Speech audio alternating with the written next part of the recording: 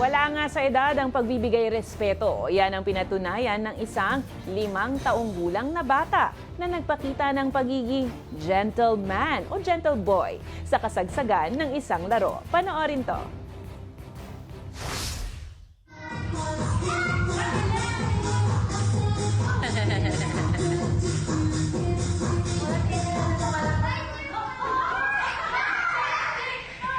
Go!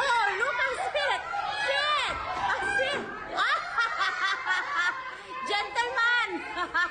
Oh my goodness! Buti nakunan ko ng video, girl!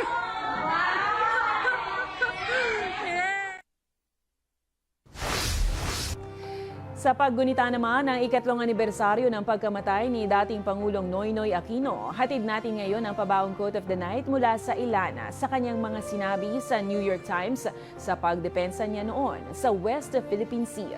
Ayon kay Pinoy, maaaring mayroon kang kapangyarihan pero hindi ibig sabihin yan na ikaw ay tama.